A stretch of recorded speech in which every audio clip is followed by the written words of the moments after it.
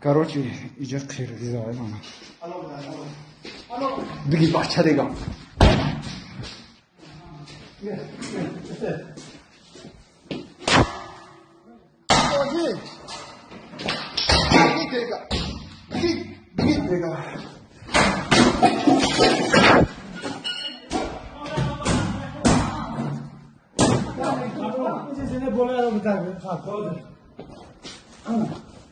Ma anche mi ha detto che questo tanto va su questo non ma sta sai.